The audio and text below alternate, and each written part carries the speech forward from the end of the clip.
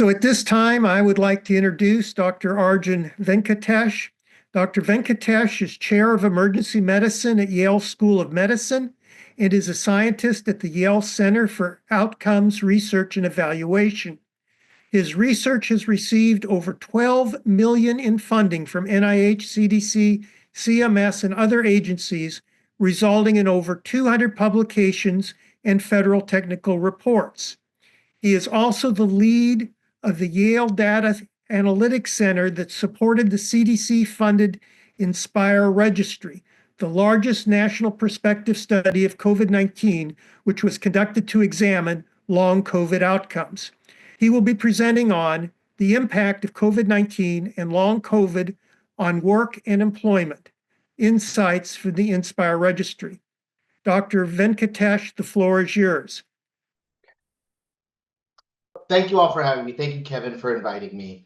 Really is an honor. I'm amazed, actually. I'm glad I was able to join for the beginning of the business meeting to find out that you're coming up on that 20th year anniversary. That's really impressive. What I wanted to share today, and what Kevin had invited me to share, was on a study that came out of the INSPIRE registry. And so in full disclosure, this work was funded by the CDC. And I'll talk a little bit about the registry as well when I present this work. And many of my collaborators on this paper are listed below. But in sum total, the number of collaborators that have been part of the INSPIRE study group now numbers over 100 across the country that were part of the CDC-funded initiative over the past several years. This is a figure that's not from our study. This comes from the Bureau of Labor Statistics, and the data it comes from a monthly survey that's been conducted for probably well over 20 decades around employment participation and employment rates. And what's interesting in this data is you can see something that we've all sort of known, is that the pandemic hit and that labor force participation quickly declined. Particularly early in the pandemic, there was a sudden drop. And that there has been a slow rebound, and that rebound in employment, and that is viewed as really the sort of what we view as those participating in the labor force, is a better measure of this than what you commonly see, which is unemployment, which is measured very differently and is not in some ways as specific as what we would find. You can hide within the unemployment statistics a lot of people that may not be seeking work. And we know that this has been uneven between different industries, different kinds of jobs. It's particularly hit the healthcare workforce in many different and important ways. But it has been something that has still slowly rebounded. And if you think about sort of growth in the economy and growth in other aspects of work, really isn't back to where the baseline was beforehand. There's been a little bit of research in this space. And so most of the prior research, though, has focused on hospitalized patients. So one study came out back in 2021 that found that half of people who had been hospitalized with COVID-19 were unable to return to work 6 months after that infection. It was a pretty striking finding. But those who are hospitalized with COVID are really, in many ways have a much more severe form of illness. We've also seen some prior research. This comes out of the US Current Population Survey, and that's what's depicted on the figure here, that showed that work absences for up to 1 week were common due to COVID illness, and that even those who'd had a COVID infection were less likely to participate in the labor force a year later. Now, that study used a very small number of survey responses to extrapolate this nationally and said that they estimated that the US labor force had 500,000 fewer people in 2023 as a result of COVID-19. And what you can see there is sort of, what was the impact on pre-pandemic versus post-pandemic way of when people were absent from work. A little bit less vacation and personal days, more illness, injury, medical problem days, more other or unidentified days. And the sort of one of the presumptions or guesses in this national survey was maybe this is because of long COVID, but nobody was actually clinically studying this or understanding what was going on with patients. Long COVID is a term that gets tossed around a lot. You may have had other speakers on this. Sometimes it was referred to as post-acute sequelae of COVID-19 or past.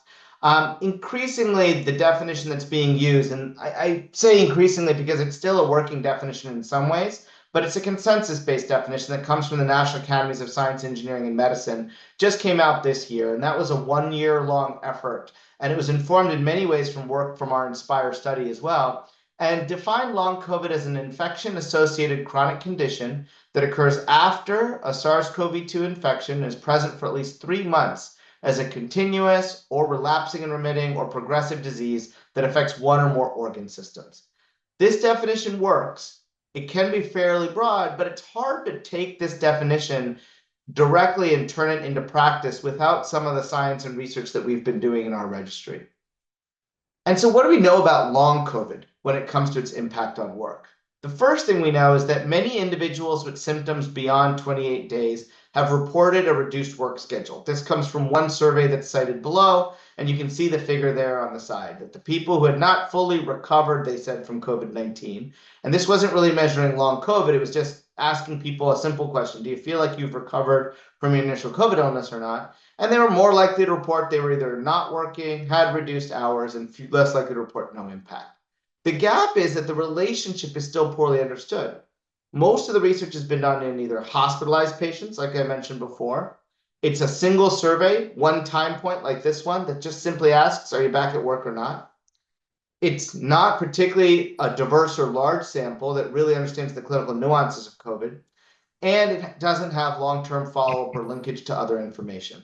So our goal was to utilize data in the INSPIRE registry to address this gap. Use the data that we had on self-reported work outcomes, infections, and symptoms to understand what was happening for people 3 months after COVID infection when it came to their work. This is the study. The INSPIRE registry was stood up by the CDC. Our initial conversations with the CDC, believe it or not, and that stood up this study occurred in 2020, early in the pandemic, before we'd even had a vaccine available. And it was a study that was built with an ethos of patient partnership. And so we had many patient organizations that were part of the initial design of the study, partnered in the development of the surveys, the dissemination and implementation of the study as well.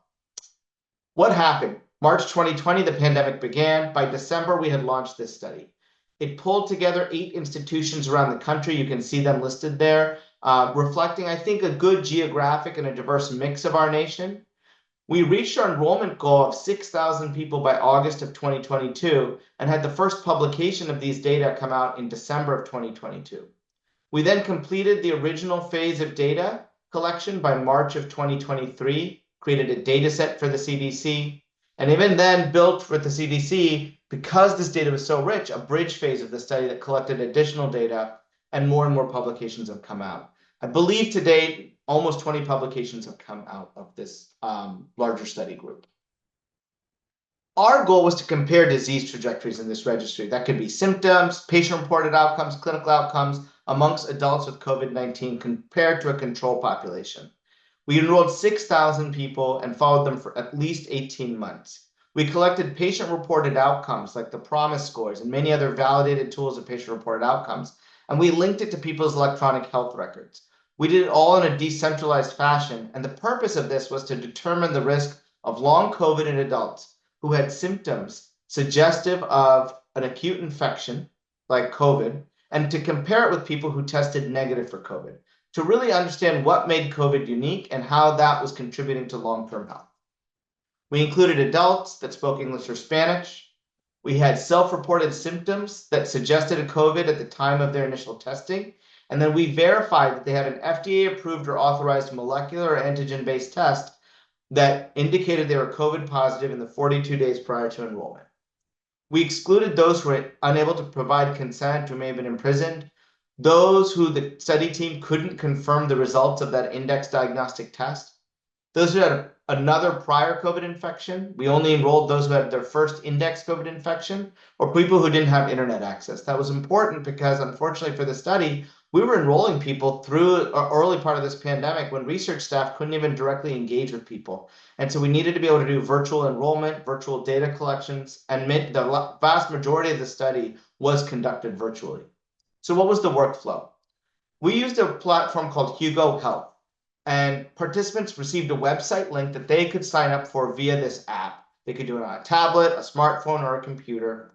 It's a free app. They would take some screening questions to confirm their eligibility. Then they would share their proof of their FDA-approved test, get that approved, and then link their digital health portal.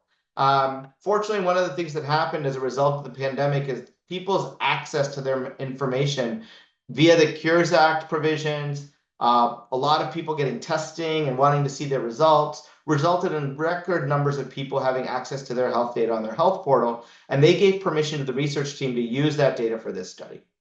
Surveys were conducted at baseline and every 3 months for 18 months to collect patient-reported outcomes, and the digital health record data was pulled and linked to this.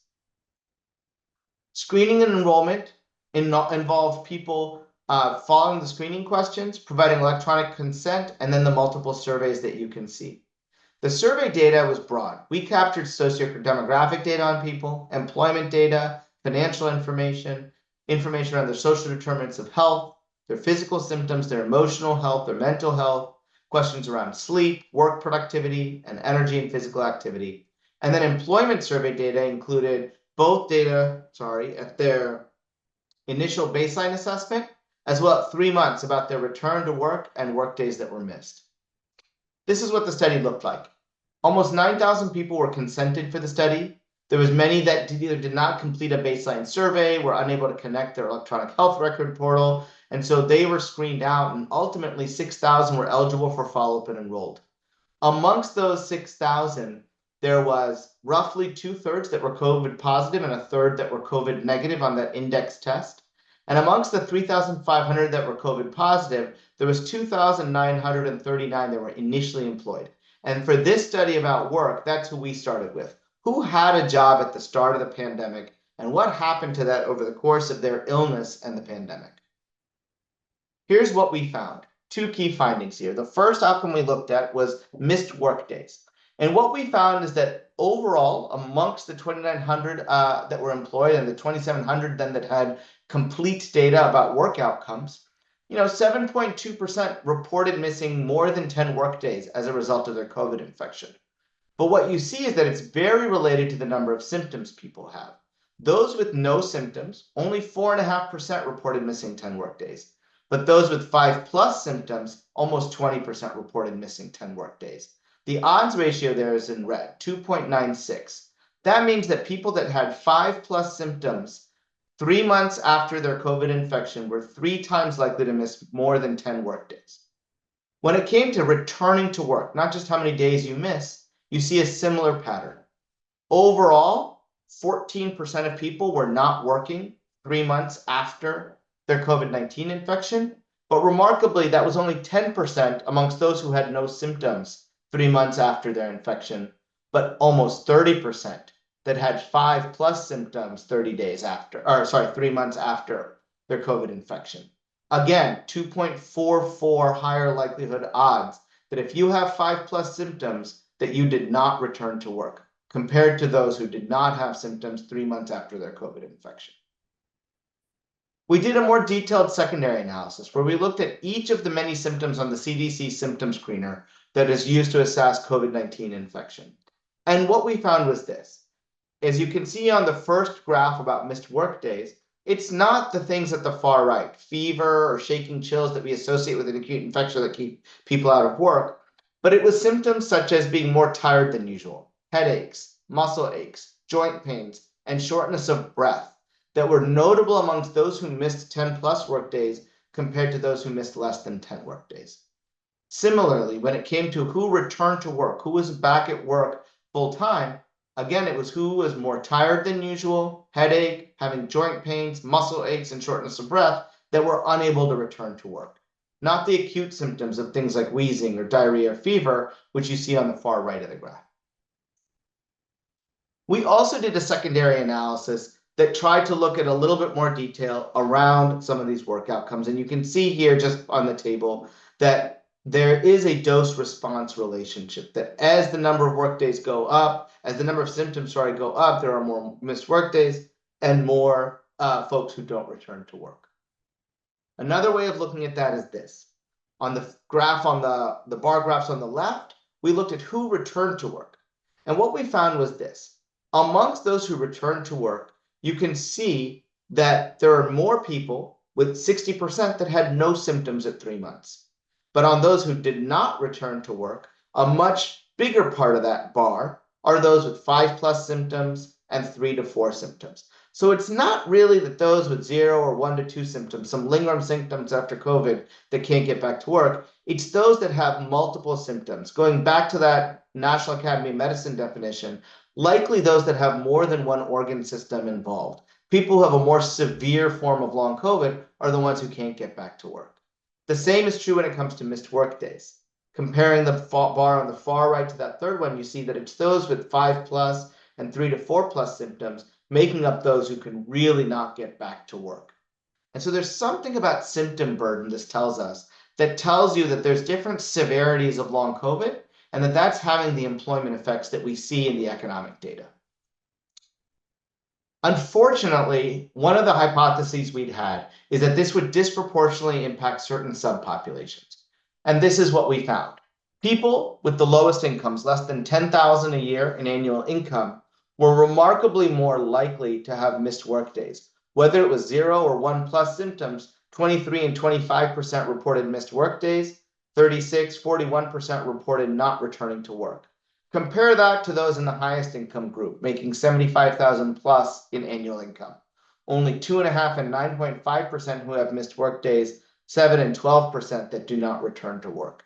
This was statistically significant across each of these income categories, and you can see a stepwise increase in the likelihood of missed work days and not returning to work based on your income. This may be because people are in more service or frontline-oriented work positions that don't allow for virtual work, telework. Maybe their work employers in lower income positions have less worker protections, less flexible leave policies. There are many, many, many reasons that can explain this, but it shows an important disparity where long COVID's impact on our workforce will be disproportionately felt amongst those who are of lowest income. So what are the takeaways? The presence of SARS-CoV-2 symptoms 3 months after an infection are pervasive and associated with a greater likelihood of work loss. That work loss is mostly found amongst adults with the greatest number of symptoms at 3 months, who have a 2 to 3-fold increased risk after adjustment for other factors for missed work days and not returning to work. The strengths of this work are that we followed the same people over time. It's not based off a one-off survey. It includes largely people who are not hospitalized with COVID. They had the kind of COVID infection we think of as being not severe, testing positive, staying home, masking, washing their hands, but never ending up in a hospital or emergency department due to their illness. And 90% of this group was vaccinated. So it is a healthier and less severe form of population, which still have notable outcomes. The implications are we do a back of the envelope calculation, and the data would suggest that almost 13 million individuals may be at risk of not having returned to work 3 months after a COVID infection as a result of this. The economic impacts of long COVID may be more concentrated in specific occupations and economic sectors like healthcare and education, as well as in particularly lower income groups. And we think policymakers really have to think about this ongoing clinical and economic impact of the pandemic. We are seeing continued, and we have other work that has showed reinfection rates also creating a risk of COVID. And so just because somebody's been vaccinated or just because they've had a prior COVID infection, it doesn't mean that a new COVID infection now does not carry risk for long COVID and these work outcomes. And that means that this is really a long-term labor problem that we have to think about and not something that was just part of the pandemic that we're past. I'll stop there and see if folks have any questions. It really was an honor to join you all today, and I hope that this presentation was informative.